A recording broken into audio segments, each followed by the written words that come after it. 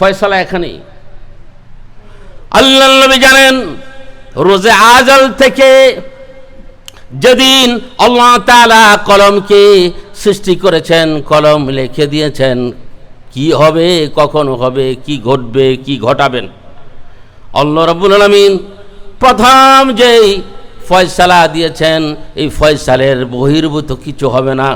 সেখানেও আল্লাহ তাআলার নবী, আল্লাহ তাআলা আল্লাহর হাবিব মুহাম্মদুর রাসূলুল্লাহ সাল্লাল্লাহু আলাইহি ওয়াসাল্লামকে শেষ নবী, আখির নবী, সাইয়্যিদুল আম্বিয়া ওয়াল মুরসালিন হিসাবে কলম লিখে দিয়েছেন। এটা আল্লাহর নবীর জানা ছিল। সুবহানাল্লাহ পড়ি। এই জন্য আল্লাহর নবী বলেছেন কুনতু নবিয়্যান ওয়া আদামু বাইনার রূহি ওয়াল জাসাদ। আমি সেদিন থেকে নবী যেদিন আল্লাহ তাআলা হযরত আদম আলাইহিস সালামের রূহকে সৃষ্টি করেছেন এবং তার বডিকেও সৃষ্টি করেছেন। ওই সময় রোজে আজল এর আগেও অথবা ওই সময় থেকেও আমি যে শেষ নবী, আখির নবী মুহাম্মদুর রাসূলুল্লাহ, আল্লাহ তাআলার সেই রোজে আজলের কদরের মধ্যে, তকদিরের মধ্যে আল্লাহ তাআলা লিখে দিয়েছেন। এটা হলো মূল কথা। এই কথা কেউ বলে না,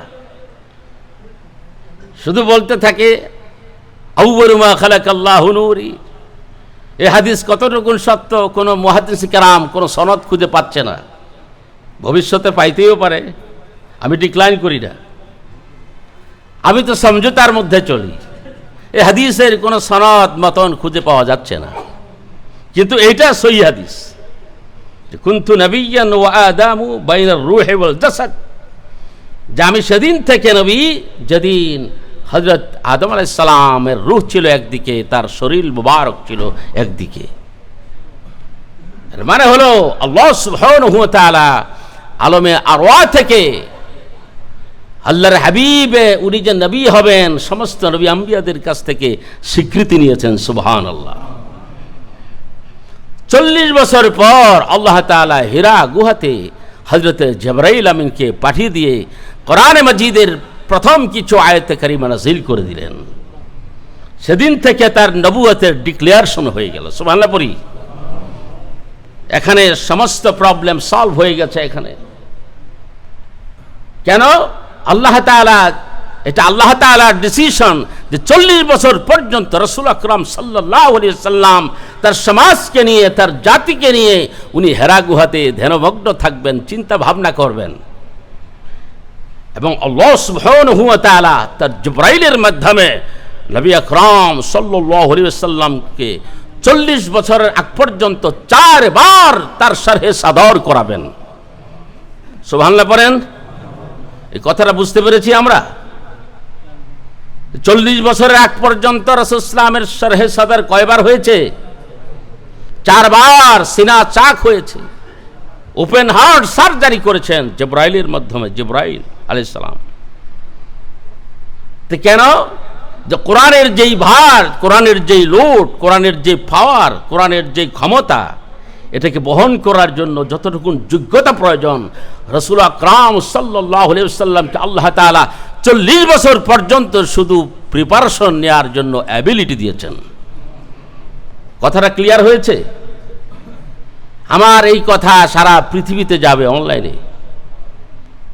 এই কথার চেয়ে সত্য কোনো আর কথা হতে পারে না। আমাদের ডাক্তাররা মানে যদি আপনাকে আজকে সার্জারি করে, আবার পরের দিনে আবার সেখানে করবে না, কিছুদিন সময় নেবে, ঠিক কি না? কি বলেন? মনে করেন আজকে যাকে সার্জারি করলো বা অপারেশন করলো, আগামীকাল কি আরেকটা করবে? আজকে যদি কারো হার্ট করা হয়, কালকে কি তার ঠ্যাং করবে? অবশ্যই ডাক্তার গনে টেক ফিউ টাইমস। আল্লাহ তাআলা বুঝাইতে চান 40 বছর পর্যন্ত আমার হাবিবকে আমি প্রিপারেশন নেওয়ার সময় দিলাম।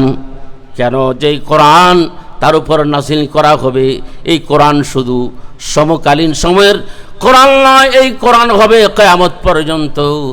মানুষের তথা গোটা ম্যানকাইন্ডের, বিশ্বের মানুষের যা প্রয়োজন আল্লাহ তাআলা তার হাবিবের উপর নাযিল করে দিবেন।